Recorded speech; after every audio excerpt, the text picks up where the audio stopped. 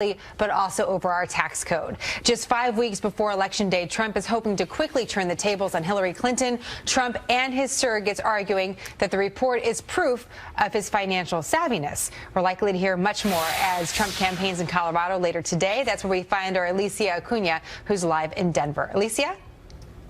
Hi, Jenna. Yes, you're right. He did not bring this up in this appearance in Virginia, but Donald Trump is discussing this report on Twitter, saying, quote, "I know our complex tax laws better than anyone who has ever run for president and am the only one who can fix them. Hashtag failing New York Times." New York Times reporter Suzanne Craig says she received the 3 photocopied pages of the 1995 tax returns in the mail from an anonymous person. The return address from, quote, the Trump Organization. According to the article, the paper hired tax experts to analyze the documents who determined it did not look like Trump did anything illegal. Trump and his surrogates have not confirmed or denied the report in the Times. In fact, former New York City Mayor Rudy Giuliani and New Jersey Governor Chris Christie complimented the billionaire's knowledge of the tax code.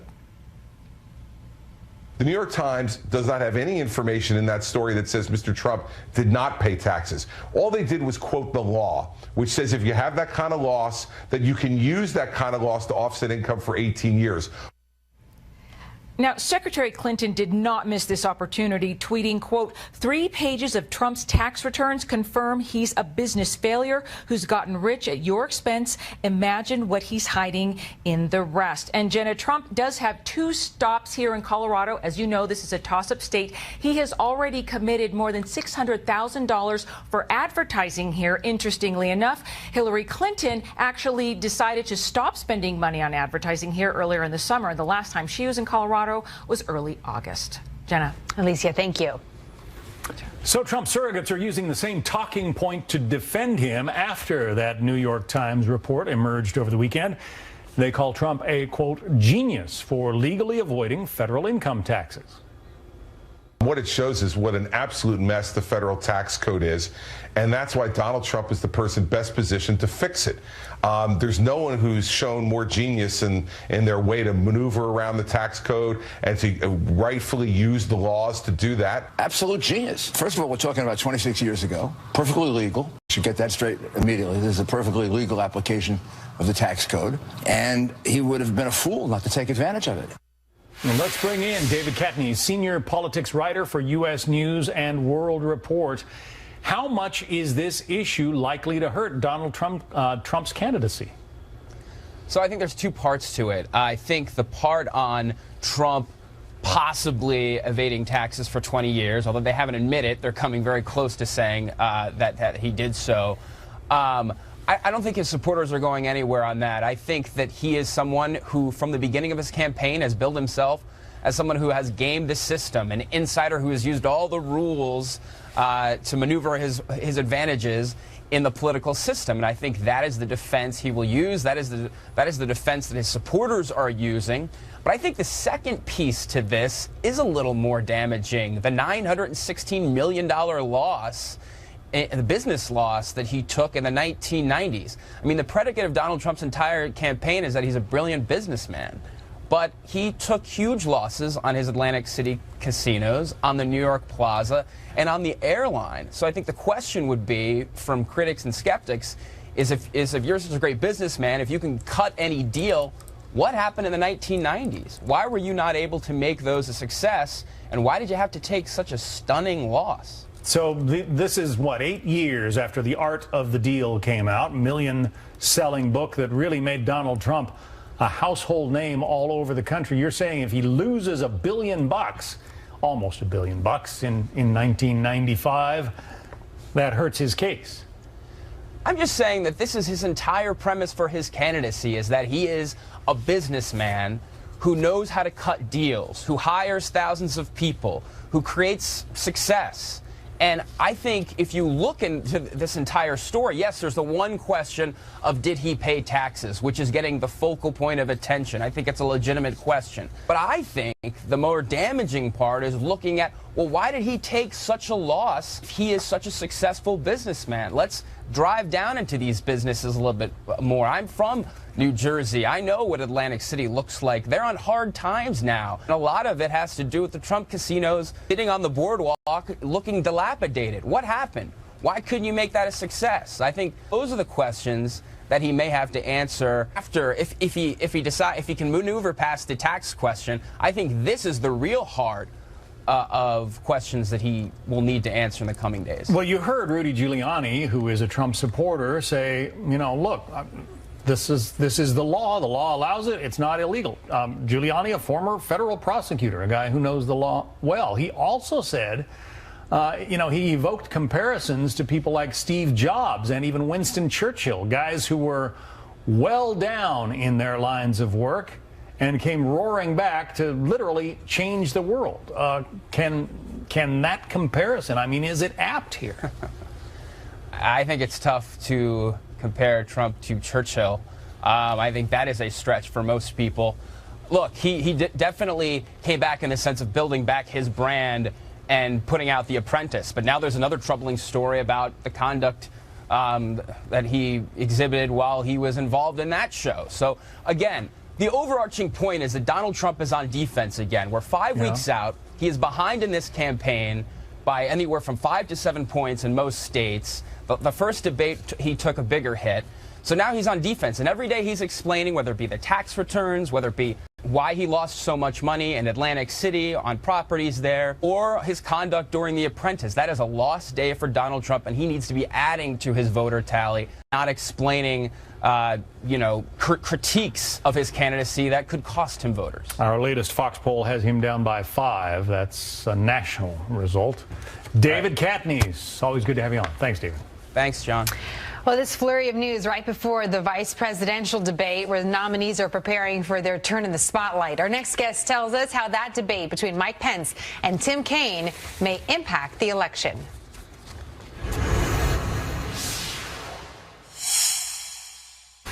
I served with Jack Kennedy. I knew Jack Kennedy. Jack Kennedy was a friend of mine. Senator, you're no Jack Kennedy. Well, that memorable line from one of the most significant vice presidential debates in history. Mike Pence and Tim Kaine preparing for their matchup in Virginia tomorrow night. But will their showdown change the presidential race? Let's bring in Alan Schroeder, professor of journalism at Northeastern University and the author of the book, Presidential Debates, Risky Business on the Campaign Trail. And we'll get to that in a moment. Professor, it's great to have you on the program. We just saw that line. We listened to that line. But do vice presidential debates ever impact the outcome? Really, no. The answer is no. And we can see, because that clip that you just showed did not lead to a vice presidency for Lloyd Bentsen. Actually, Dan Quayle was the one who became the vice president there. Why not? Why aren't they more impactful? Well, you know, it's just that people don't tend to vote for the vice presidential part of the ticket. They really concentrate on what's at the top of the ticket. So the VP debates are good theater. They're often really entertaining, and they're kind of good for scouting the future of the candidates, you know, as we think about their careers down the line. But they really don't tend to influence the vote. But, Professor, one of the things we've been talking about is how unpopular both major candidates from the major parties are. So do you think this year perhaps the vice presidents could play a role simply because of that fact? Possibly, although it's interesting how much they really haven't been drawing a lot of media attention. You know, I think what happens when you have really strong personalities like Trump and Clinton is that that's where the focus goes, where the attention goes. And so this could be one of those years where, you know, the vice presidential debate ends up not being nearly as well watched as the presidentials. I'm curious about the title of your book. Again, Presidential Debates, Risky Business on the Campaign Trail. What makes them risky business? Well, it's risky because it's live TV. As you well know from working in live TV, you know, anything can go wrong, and often does. So for candidates who are so used to being choreographed and under control all the time, you know, they're suddenly in this situation that they can't control at all. So they put themselves at a lot of risk. And, you know, we saw the other night with Donald Trump that did not exactly go the way that his handlers probably wanted it to. Live television is crazy. That's for sure. So far, it's going well for us, though, which is a great thing. Talk to us a little bit about the news cycle, especially with your background in journalism. Because of all this when I say all this, the coverage over the tax returns for Donald Trump, that happening before the presidential debate, and then we, of course, have another major debate not far away for both main candidates. How do you think that will impact tomorrow, and what are you going to be watching for? Yeah, definitely. I think that the tax issue will be raised during the debate. I'd be very surprised if it wasn't. But you know what happens in a vice presidential debate is that they're really not debating each other. They're debating against the top of the ticket, the people who aren't there. You know, so Kane's going to be debating against Trump, and Pence is going to be debating against Clinton. And then, of course, as you say, Sunday night we have Clinton and Trump back in a town hall format. Very different feel from what we saw last week. You know, with the citizens asking the questions. But yeah, I think it'll be very hard for some of these issues that are on the table right now to be avoided. This must be an exciting time for you, considering your work. Yeah, it is. It's been a lot of fun. It always is. But this year particularly, I mean, that 84 million people watching that first debate, that's a real landmark in this history of presidential debates. It is a historic year, as we so often say, but now we actually have the numbers to prove it. Professor, great to have you on the program. We look forward to having you back. Thanks, Jana. And stay with the Fox News channel tomorrow all day and all night for complete coverage leading up to the one, the only vice presidential debate. The matchup between Senator Tim Kaine and Governor Mike Pence will be live from Longwood University in Farmville, Virginia. And for all the reasons the professor just stated, it certainly is one to watch. Well, new information on the fighting in Aleppo, Syria. Syrian government forces and their allies are advancing in their offensive to capture the rebel-held section of the city, with thousands of people bracing for an all-out assault. This comes as Russia is apparently targeting hospitals and warns the U.S. not to launch any attacks on Syrian government forces, saying there would be repercussions across the Middle East. Michael Singh is former senior director of Middle Eastern Affairs at the National Security Council, now managing director of the Washington Institute. So this battle over Aleppo continues, Michael. Are we any closer to a resolution one way or the other? I don't think we're very close to a resolution, Jenna, because I think that Russia and Syrian President Bashar al-Assad are really determined to win this war militarily. And until they do that, I think you can expect the bombing to continue and to intensify. Why does Aleppo matter? Well, I think the regime, the Syrian regime, is trying very hard to sort of retake territory that was lost to the rebels. It's trying very hard to consolidate at least a sort of heartland within Syria. Aleppo is Syria's largest city, or at least it was before this conflict, and so it's important to the regime. I want to bring up a kind of a side story to what's happening in Syria right now, and that is that Secretary Kerry, when he was at the United Nations recently, was recorded in a side conversation that he was having about Syria. And in that conversation, I'm going to paraphrase a little bit here, he talked about the fact that he could not get the authorization for the use of more force in Syria, the use of more force for the United States military. You've seen some of these comments. What do you think they mean as far as where the United States stands today and some of the frustrations for those in power? Sure. Well, you know, as I said, I think that not just I, but a lot of observers think that Russia is committed to winning militarily.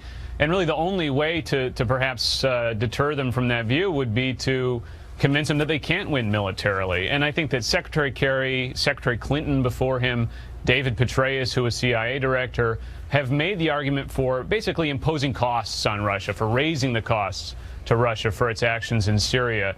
They clearly lost that argument to President Obama, who seems to think that this will happen automatically, that Russia will basically get bogged down, face a quagmire, and will have to sort of reach out to the United States looking for an exit from Syria. But so far it hasn't happened. I mentioned that Secretary Kerry was saying these comments on the sideline. We don't have the sound for it, but here's just a few of the quotes. I think you're looking at 4 people in the administration who have all argued for use of force, and I lost the argument. That's what he's saying to this particular group. Because you talked to us a little bit about President Obama's philosophy on this, what do you think a new president, whoever it might be, can bring to this I mean, a quagmire probably still fits, doesn't it, Michael, talking about the current state of Syria right now? Well, it's a quagmire in a sense, but, you know, it's the problem in terms of facing Russia is that Russia's been able to carry out this campaign in Syria at a relatively modest cost. And so there's no evidence that they are looking for a way out. And this is the reality they'll confront a new president. So again, without committing more military force, it's hard to sort of change that calculus that Russia and the Syrian regime face. But the problem is that as Russia escalates its own involvement, as it sort of continues the bombing, any escalation in American military involvement becomes riskier. And so the options just look pretty lousy facing the next president. One of the other things Secretary Kerry said, the problem is the Russians don't care about international law, and we do. What happens if we step back completely, Michael? There are those that are arguing for more, but what happens if we just do less, considering all the players involved?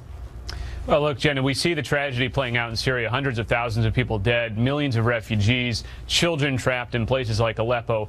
We're used to the American way of war, of trying to reduce civilian casualties.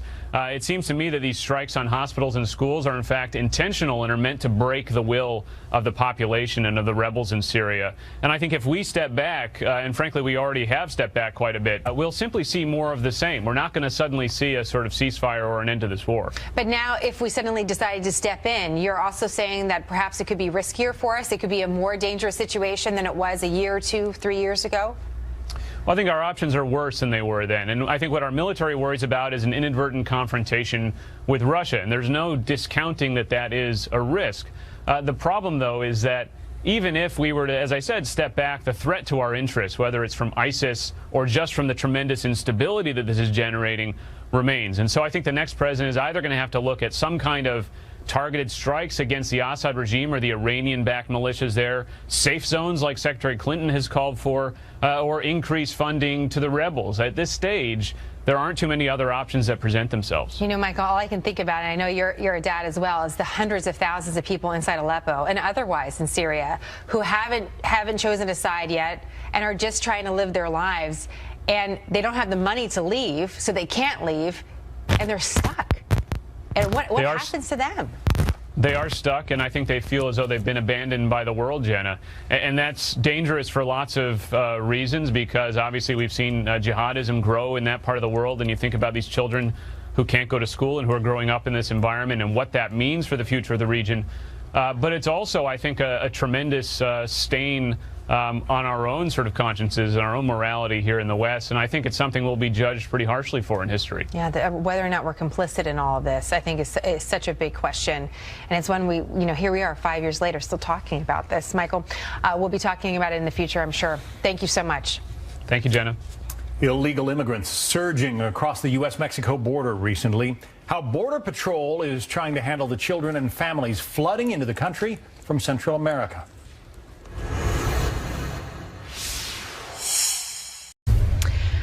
Well, the number of people crossing the U.S.-Mexico border reaching another record high. Border Patrol says there's a new surge of unaccompanied minors and families entering the country illegally as violence continues in Central America. Casey Siegel's live in Dallas with more. Yeah, and Jenna, U.S. Border Patrol agents, in fact, are telling us that sometimes they will apprehend upwards of 1,000 people in a single day, and that is just in one sector, the Rio Grande Valley sector down in South Texas, where only a winding river separates Mexico from the U.S. The vast majority of illegal immigrants coming in from Central America once again, like Honduras and Guatemala. But if you thought the numbers in 2014 were high, well, here's a comparison. In that year, more than 66,000 family units were apprehended. And look at that. So far this year, it has already exceeded 2014 numbers with more than 68,000 apprehensions, according to Customs and Border Protection. Detention centers are full once again with mostly women and children. Once they are processed, they are given a notice to appear before an immigration judge at a later time, and then they're sent to live on U.S. soil. They're coming to your towns, they're coming to your schools. Granted, a lot of folks are hardworking and they're looking for opportunity. Not everybody is in that category. I think 20% of those we catch have some type of criminal history, and that's just what we catch.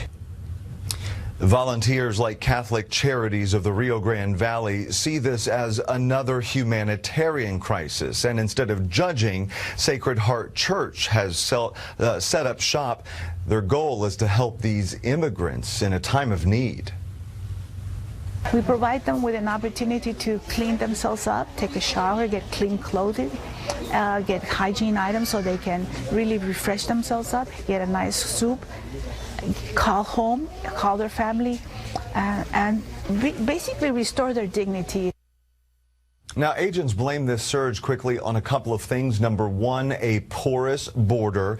Then you mix in the violence in Central America we talked about. However, this is interesting. We talked to an immigrant down at the border last week who told me that Donald Trump is scaring a lot of people and that the word spreading through Mexico and Central America is get here now in case he is elected and the wall were to go up. Jenna? Interesting. Casey, an important story to watch. Thank you very much. And we'll be right back with more happening now.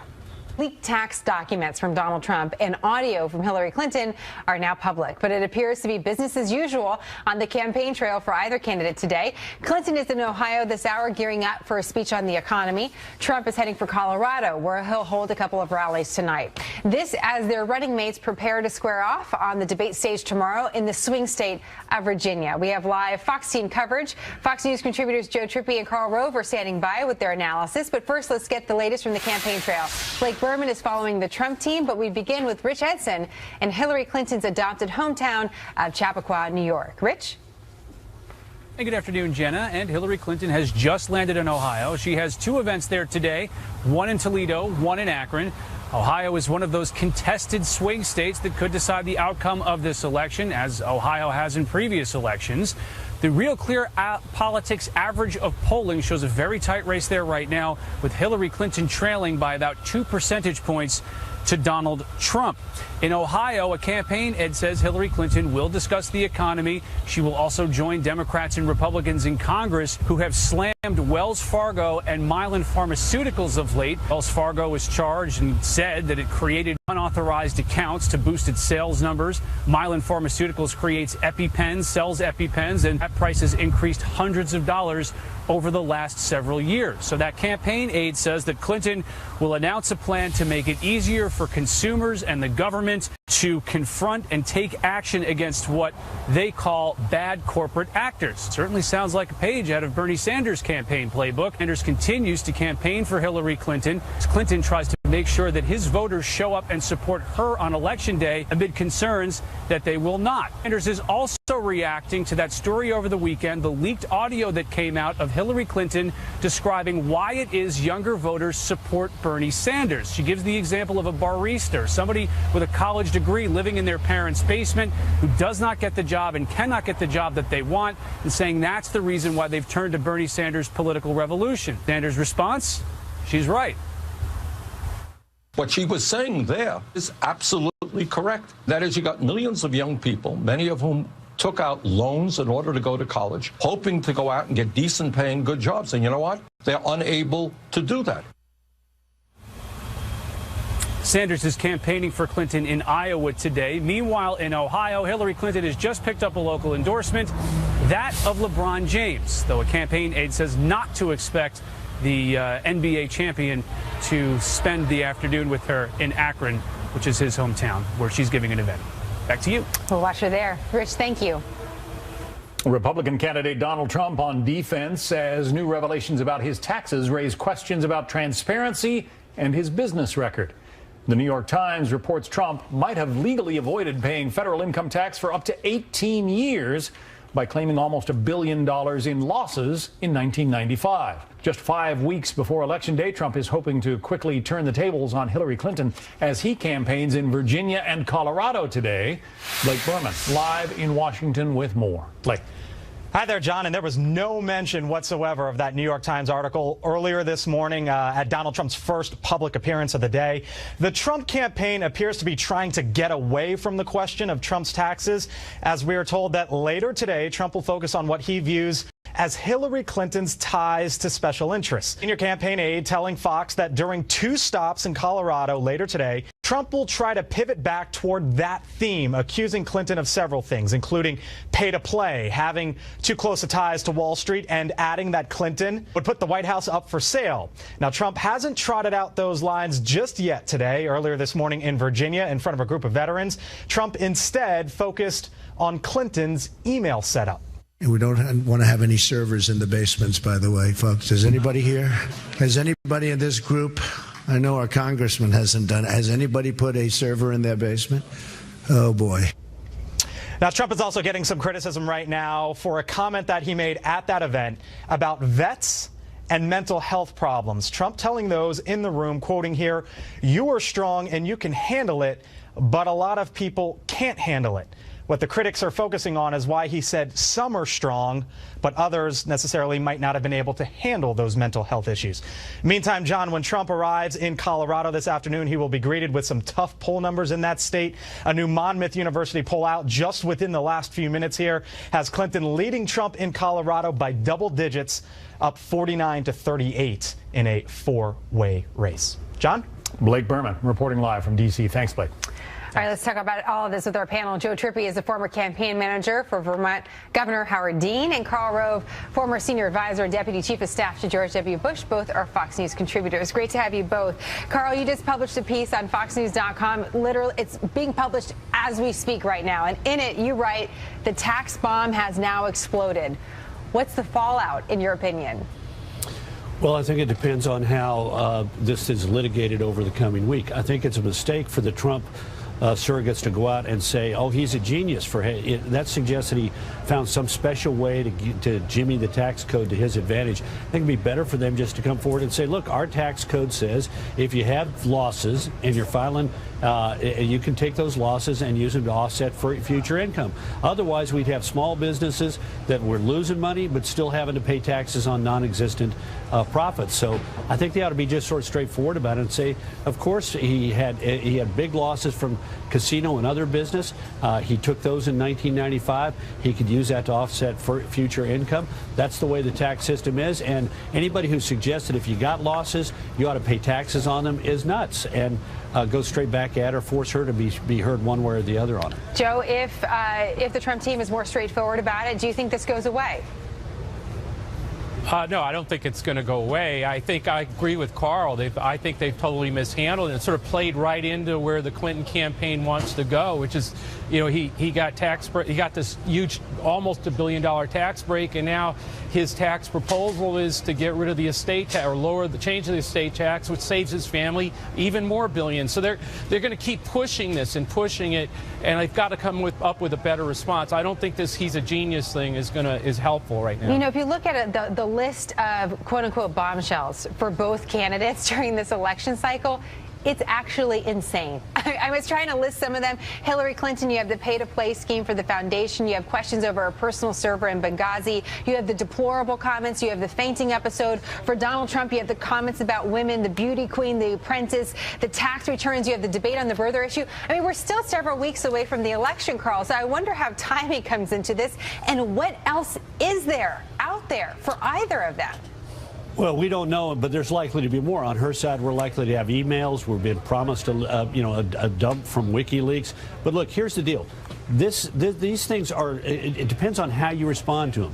She brought up the Miss Universe candidate, the winner, beauty contest winner during the debate. That would have been gone next day had not Donald Trump then spent Tuesday, Wednesday, Thursday, Friday, and part of Saturday talking about it and defending himself on an issue where that is not consequential, where he doesn't look good, where he only makes himself look bad, and most important of all, chews up valuable time. We're at that point of the campaign where the most valuable asset is time, and he chewed up basically 5 days talking about that sideshow issue instead of prosecuting the case that he stands for change and she represents the status quo. So it's going to be interesting in the remaining days of the campaign, roughly 6 weeks left, 37 days. Going to be interesting to see how they handle the events that intrude into the campaign and whether they have the discipline to force the dialogue back to their main theme, in his case change, and hers qualification and experience, and whether they're able to do that. You know, we want to talk a little bit more about Hillary Clinton, Joe, but I'm also seeing some breaking news from the New York Attorney General's office. This just coming into our newsroom, that the New York Attorney General's office has issued a notice of violation directing the Trump Foundation to cease and desist asking for money in the state of New York. So you have this coming up about his foundation, but of course you have questions about the Clinton Foundation as well. So to Karl's point, here we are 37 days before the election. Anything can still happen. Does any of what we're talking about right now impact the undecided voters 37 days from now? Oh, absolutely it does, and it's just going to get worse, in my own view. Look, you got two people with huge negative ratings, and at this stage of the game, I don't think either of them are likely to heal very much of the concerns people have about them. And so it's going to be much more likely that the campaign sees on any missteps, anything that comes out like this new report, and to keep forcing the other one off its footing. And Trump seems to fall into that. I mean, that's part of the problem here is they're going to keep throwing out bait, and if he keeps taking it, there's no way he can get back into this campaign. I think you see these polls in Colorado and other places now where it's starting to widen. A lot of it is because of what Carl said.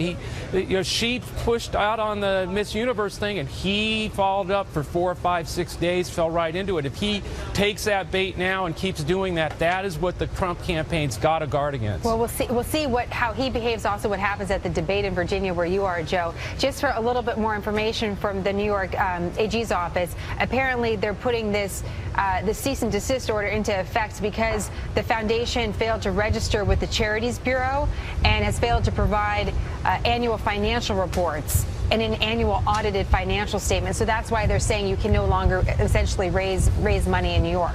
I'm going to let this sit for a little bit as we find out more information. Carl, I want to ask you about something that no one's really talking about in relation to politics. And I can't help but think about it because of what happened with Superstorm Sandy. We have Hurricane Matthew, and there's one path that puts Hurricane Matthew directly along the eastern coast of the United States in some battleground states as well. And again, we don't know the path of this, what's going to happen. But because of what we saw with Superstorm Sandy and how that impacted, some suggest, the race for the White House between Barack Obama and Mitt Romney, I'm wondering what a completely outside event like hurricane response could mean for either candidate. What about that? Well, if there's a big storm that hits the East Coast, the main effect on the campaign is going to be that it's going to divert coverage from the campaign to that storm. I mean, it mattered in 2012 more than it might matter this year because it gave President Obama a chance to look like he was presidential, to be seen in the midst of the controversy and in the midst of the recovery efforts. But this year, I think the biggest effect is it will tend to freeze the race because we'll be spending more time about Hurricane Sandy, Hurricane Matthew, and less time about the campaign. There's simply a limited amount of time in the evening news and on the news programs on cables to cover everything. And when you got something big like that that's fast-moving, breaking, dominant, lots of visuals, lots of video, tends to dry up coverage for other things. Joe, I'm curious your thoughts about that as well, as we just take a step back from the inside of the political story and think about, well, what outside impact could a story like a hurricane have? It can have a huge impact. I mean, we're talking about, look at the states that it could, Florida, North Carolina, Virginia even. I mean, these are states that are real key to both campaigns. Not being able to go there, again, forget about sort of the political consequences of hurricane response, which will matter. But the campaigns themselves, they can't just go rolling into these states.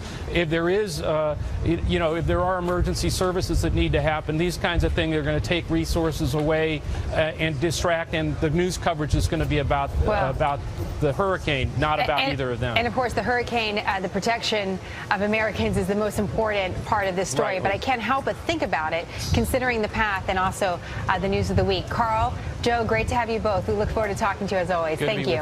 Thanks for having us. And this is evidence you've turned into a complete political junkie, Jenna. You're right. I don't know about that. Thank you. So that Hurricane Matthew barrels through the Caribbean. The outer bands already reaching Haiti and Jamaica, with Cuba also in its path. Could that Category 4 storm hit the U.S. mainland? Janice Dean is on deck. A Fox News alert, and very powerful Hurricane Matthew is moving northward. That Category 4 storm on a collision course with Haiti, Jamaica, and Cuba.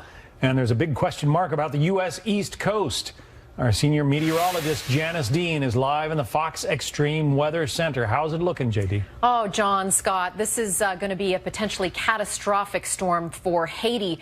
Looking at the visible satellite imagery, I mean, just to admire the structure of this storm, it's not often that you see a strong Category 4 storm. And, I mean, this is beautiful to look at. Unfortunately, it's probably going to be a disaster for our friends in Haiti, where they could see upwards of 30 to 40 inches flash flooding and mudslides could be detrimental to this very poor region. So Haiti, Jamaica, Cuba, Bahamas, hurricane watches and warnings in effect. We're pretty good agreement here on what's going to happen in the next 12 to 24 hours. The worst side of the storm, the right front quadrant, moving over Haiti. I mean, again, this could be catastrophic. The last time they saw a storm of this strength moving from the south was Hazel back in 1954, and they remember that because close to 1,000 people died. I mean, so this is really major. We're going to be following this, and your prayers are needed for folks in Haiti. So 30 to 40 inches. I mean, this is just, incredible and a disaster in the making. The forecast track, what happens after that? Well, it maintains its strength. Major category 4, then even a 3 into the Bahamas. Water temperatures are so warm here. That's what the fuel that this storm needs to continue or maintain its strength. And then as we go further out in time, we're talking Saturday here, still hanging around the East Coast, the eastern seaboard. So I keep saying anywhere from Florida to Maine, you need to be paying very close attention to the storm, because past 2 days, we don't really have a grasp on what this storm is going to be doing. But one thing that we're seeing is a trend in the forecast models showing either a hug of the coast or perhaps a landfall of the coastline. And again, the computer models continuing to give us, the track of this storm. This is the GFS. This is the American model. Very strong storm as it moves across Haiti into the Bahamas and then hugs the coastline. I mean, Florida, you need to be prepared here too on Friday, all right? Know what to do. Know your plan. Then Saturday, we're dealing with the potential of a landfall here, and even the Northeast needs to be prepared. So dangerous, potentially deadly storm. And perhaps, John, we haven't seen a major hurricane hit the U.S. in a decade. People need to be paying attention to this storm. 40 inches of rain in Haiti. Could that happen in the U.S.? No, I don't think so. It's just the proximity and the strength and the fact that there's a lot of deforestation there. Yeah. But, certainly we could see upwards of feet of rain in Jamaica and Cuba and then into Florida. I mean, depending on the track of this storm, right? So that's the one thing, is we're pretty sure the forecast 2 days out, but 5 days, 7 days, still a lot of uncertainty. However, forecast models are trending towards the U.S. Make your preparation plan now. Keep us informed. Janice Dean, thank you. Okay. A good heads up from JD. Of course, we're talking a little bit about the politics potentially of a major storm as reporters publish details about Donald Trump's tax returns. Was there media bias involved in the reaction? Our panel debates next.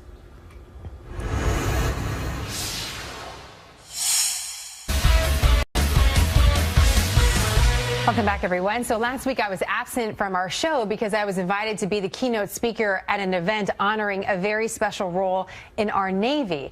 This crucial role is called the Ombudsman, and this position's main responsibility is to serve as liaison between those at home and the sailor who's deployed. An ombudsman may do things like plan events for the families who are missing their loved ones or step in when an emergency happens. Most of the time, women, the wives, fill this role, and it's a voluntary position, unpaid, that is 100% demanding, and they are incredible. This dinner honored 4 of them who have done some particularly wonderful service. It was a huge honor to be there, and I'm very grateful to the Navy League of Hamptons Road and the Department of Navy for the invitation, and I continue to be really inspired by the women I met there. They were great. Thank you so much for allowing me to come and speak to what a great group. It's all Navy. John, I know you have your Army ties. And I do have my Army ties. There is a position, by the way, in the different services that do this, but in the Navy it's called the Ombudsman. So. That is terrific, and they're all volunteers. They're all volunteers, and it really is a full-time job. So my hat's off to them. Got a lot of great ideas on how to build community, even myself, so continued to be inspired by them. Good for them, and good for you for supporting them. Thank you. It was an honor. Well, right now, some new accusations of media bias following the New York Times report about Donald Trump's taxes. Some observers say reporters are having a field day showing their true colors. First up, there was CNN anchor Jake Tapper grilling Trump supporter Rudy Giuliani, with the interview turning into a wild free-for-all. He's the first major party nominee since 1976 to not release his tax returns. If you're proud of that, that's great, but I don't think you should be. And I am saying the way all of you are treating this is a very good indication of why someone might not want to release their tax returns. The headline should have been, Donald Trump takes advantage of legal provisions in tax code. Okay, that's the story. That's an interesting headline. And in a bit of tag teaming, there's this exchange between CNN's Poppy Harlow and former Congressman Jack Kingston. Do as I say, not as I do. That's his tweet. If this is indeed what Trump does, potentially paying no federal income tax for almost 2 decades, would other Americans do as he does? Poppy, I want to go back on one thing. I have a degree in economics. Can you answer that question? Can you answer that question? Because I think you're an under advisor tax to his simplification. So let's get the media view of this media performance. Aaron McPike is a political commentator and former national political reporter for Real Clear Politics. Molly Hemingway is the Federalist senior editor. Thanks, both of you, for being here. The headline in that big New York Times piece offers, well, some speculation, Molly. Do you want to get into that, first of all? Yeah, it was a really interesting journalistic choice for the New York Times to make. When they broke the story about Hillary Clinton's private email server, they just said Hillary Clinton has a private email server. In this case, they speculated that the nearly $1 billion loss that Donald Trump claimed in 1995 meant something. They extended it and decided what they thought it might have meant over the subsequent decades. We already knew that Donald Trump lost nearly $1 billion. He wrote about it in his bestseller, The Art of the Comeback. So it's not really as big of a news revelation as I think a lot of media types are making it out to be. Aaron, you've worked at a number of media outlets. Are the media being fair or piling on? I do think they're piling on, and I think I do have a lot of respect for both Jake Tapper and Poppy Harlow, and the questions that they ask are generally good, but I think in this case it really devolved into a lot of junior high table talk, because the question that all the media should be asking to Donald Trump is, okay, if you do say that you know the tax code better than anybody and you are prepared to fix it, then how? And I think that is the line of questioning that everyone should be pursuing, and I believe that when Chris Wallace moderates that final debate, he probably will go in that direction, and that is how you show how what these presidential candidates do would affect others' lives, because right now we are so far afield of issues that directly impact voters' lives, and I think that's a real problem with the media coverage throughout this cycle. The implication, Molly, is that Donald Trump has dodged taxes for maybe, 18 years or something like that. Is that fair? Is that accurate? Well, I think this is also what happens when you have a media class that is not terribly educated in matters of finance or accounting. The story is all hinged on whether he paid taxes on an income loss. An income tax is a tax on income. When you lose money, you do not owe the tax. This is actually pretty simple. It applies to everybody, whether you're fabulously wealthy or not. And there's a lot of confusion in how these talks, how people are talking about this, as if doing what it takes to pay the least amount of taxes is somehow different than what everybody else is doing. It's exactly what everybody is doing. And if I can add, the New York Times did say in their story, pretty high up in that story, that Donald Trump did no wrongdoing, that they checked with accountants, they checked with legal advisors, and they all said that there was no wrongdoing by Trump in any of this. And so in that case, how the New York Times did report the story and how they couched it on the front page was a little bit off. And there's one other thing that's a little bit troubling here, which is this is the second story in 1 week that suggests some type of collusion between the media and the Clinton campaign. We already know that many media outlets had prepackaged stories on Miss Universe ready to go, embargoed only until the moment when Hillary Clinton mentioned her name. That's troubling. And now this second time where this story from the New York Times oddly matches with something that Hillary Clinton said during the debate. I think it's very incumbent upon journalists to not give the appearance of carrying water for Hillary Clinton's campaign, or as if they are just nothing other than a functional arm of the Hillary Clinton campaign. What about stories about the complexity of the tax code, Aaron? I mean, that gets mentioned, but not in, doesn't get a whole lot of attention in all of this.